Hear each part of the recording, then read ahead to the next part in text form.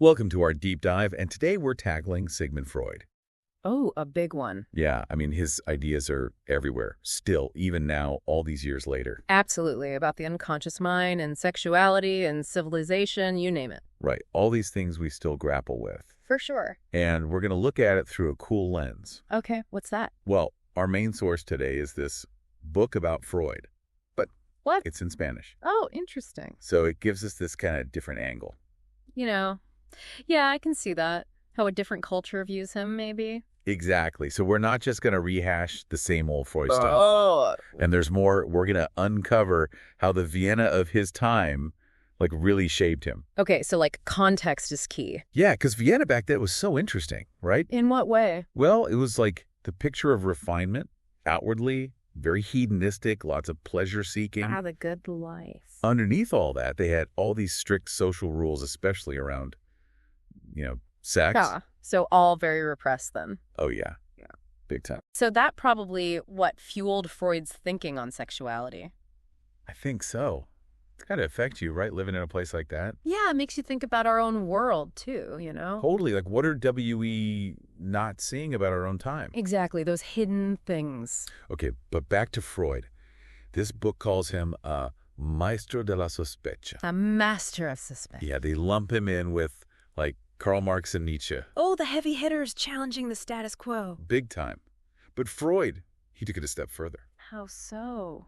Well, he asked this wild question, what if we're not as rational as we think we are? Meaning? Meaning, what if we barely know what's driving us? Oh, like all these unconscious desires pulling the strings? Right, he compares the ego, our conscious self, to someone riding a horse. I like that. Yeah, and the horse, that's all our primal stuff. The rider thinks they're in control. But the horse has other plans. Right, and who hasn't felt that? Something else is driving you. All the time. So that's Freud's big thing. We're not totally rational being. He flipped the script on that one. Totally. And, starting with hysteria, his work really went there. Oh, yeah, tell me about that. Well, first he was a neurologist, typical doctor stuff. And then? Hysteria changed everything. This book talks about how he worked with this guy, Joseph Breuer, and their work with hysteria. It blew people's minds back then, medically speaking. In what way? They were using hypnosis at first, to treat these patients. Right. But then Freud moved on to this total new thing, free association. So what? Let the patient just talk and see what comes out. Exactly. Let the unconscious do its thing. Wow. Groundbreaking for the time. Total game changer. That's how psychoanalysis was born, really. Fascinating. And speaking of the unconscious, we got to talk dreams, right? Oh, yeah, The Interpretation of Dreams, his big book. That book changed how we see dreams. Before Freud, they were just nonsense, right? Like random images, no meaning. But he's like, nope, they're your unconscious desires in disguise. That's deep. I know.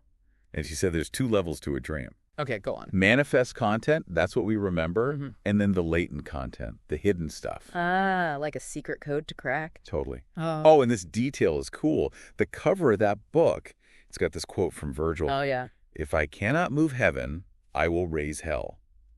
And Freud loved that. Powerful stuff. It fits with what he was doing. Totally. He was like, I'm going into the depths of the mind, even if it shakes things up.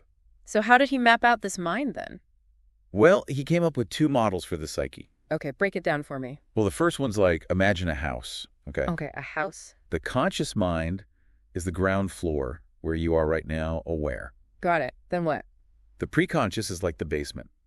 Easy to access those memories if you need them. Okay, makes sense. What's the attic then? That's the unconscious, all the repressed stuff.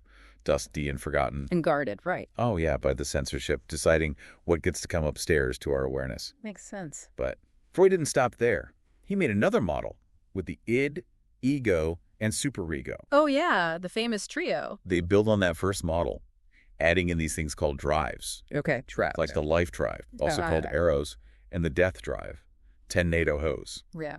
So we've got our house, but now it's got a whole family living in it. Complicated family, probably. So what are these drives all about? Well, drives are what move us, motivate us. More complex than just animal instincts, though. Okay, how so? Well, the life drive, it's all about growing, creating, connecting. So love, art, self-preservation, all that. Exactly. Keeps us going, striving. What about this death drive, then? That sounds a little intense. Right? It's not like wanting to die, literally. Okay, so what is it then? More like wanting quiet, stillness, even non-existence. Whoa. Yeah, it's weird. But Freud thought it explained things like aggression, self-destruction. Like maybe we have this urge to undo things alongside the urge to create. Two sides of the same coin, then. Exactly. And Freud also said that sexuality is huge in driving us, but not just physically, Yeah, it's broader than that. It's desire in general, pleasure, wanting to connect with people, even ourselves. Okay, I'm with you. And that's where his concept of libido comes in. It's the energy of that sexual drive. I've heard that word, but not sure what it really means. He said there's two kinds: object libido, that's directed outward towards others. Got it. And the other kind? Ego libido, and that's directed at ourselves, like narcissism. So libido is this energy that can go in different directions, then? It's like the fuel for our romances, our creativity, even our self-esteem. That's a lot riding on libido. Right. And then there's the super controversial part. Which is? Infantile sexuality. He said even babies have a form of sexuality. Oh, boy. I can see why that one ruffled feathers. Yeah, no kidding. So, see, already Freud was shaking things up big time. Challenging how we think about everything, pretty much. Our rationality, the power of the unconscious, what sexuality even is. Wow, and this is just the tip of the iceberg, right? Oh, yeah. We've got a lot more to uncover. Can't wait. But let's pause a sec and think about what we've learned about the psyche so far. Okay, yeah, good idea. What stands out to you? What resonates with you so far?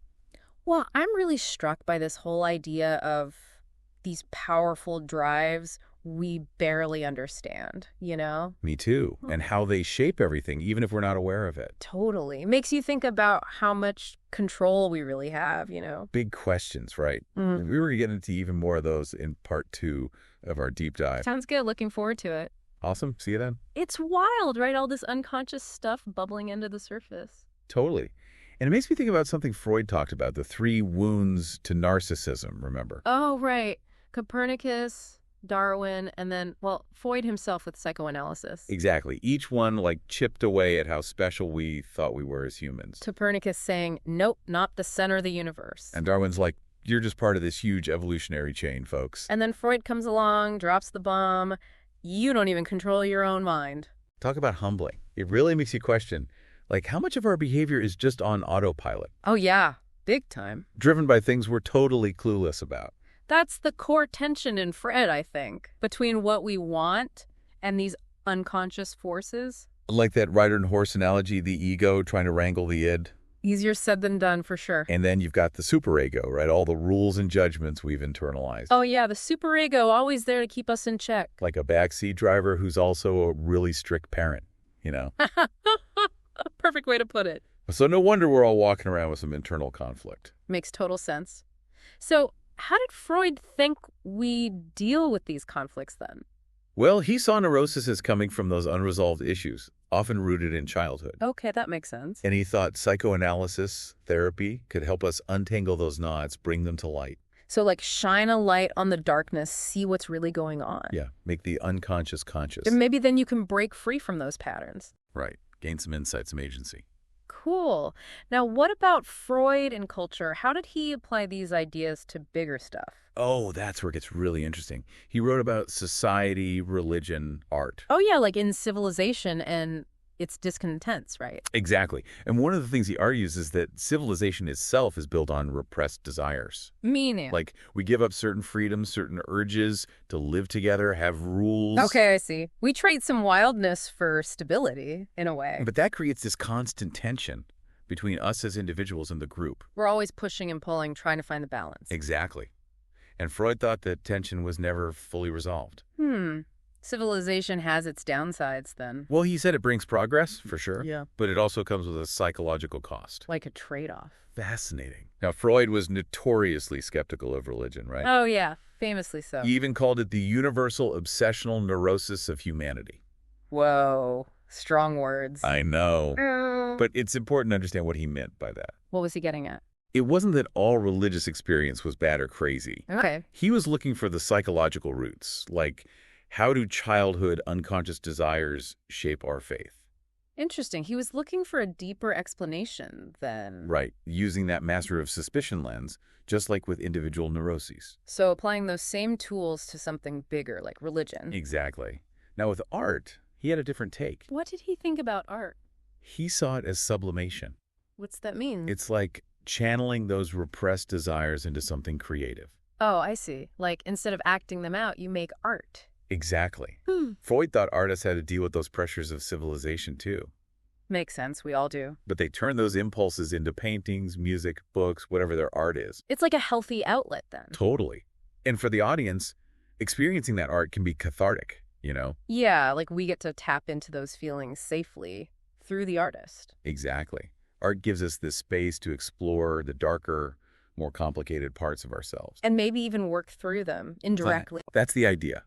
Of course, not everyone agreed with Freud on these things. Yeah, I can imagine. What were some of the criticisms? Well, some people thought he was too deterministic, like everything was predetermined by your childhood. Okay. And that he relied too much on his own cultural context, like Vienna back then. Right. That his view was kind of limited by his own time and place. Yeah, and those are fair points. Yeah. But you can't deny how influential he was. Oh, for sure. He made people think about culture, religion, art in completely new ways. He made us consider those hidden psychological layers underneath everything. Powerful stuff. So, what do you think about all this? Do any of Freud's interpretations of culture resonate with you? It's a lot to take in, for sure. And some of it I'm still grappling with, honestly. Yeah, me too. But that's the thing with Freud, right? He gets you thinking, even if you don't agree with everything he said. Totally. And that's what makes him so relevant, even now. He pushes us to look deeper. It's crazy how even when people disagree with Freud, they're still, like, engaging with his ideas. Totally. His influence is everywhere, in our language, our culture. Like, we can't escape him, even if we tried. It's true. Words like ego, repression, Freudian slip, they're just part of how we talk. We don't even think about it. Right. And that shows how huge his impact was, you know. Whether you love him or hate him, he changed the game. He made us see the mind differently, that's for sure. And the thing is, Freud wasn't some lone wolf, right?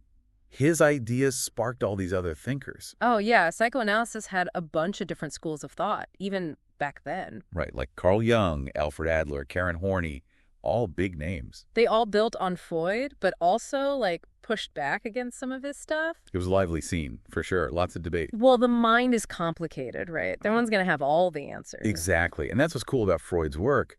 It could inspire such different takes. It wasn't just some fixed theory. It was like a springboard for more ideas. So what happened after Freud?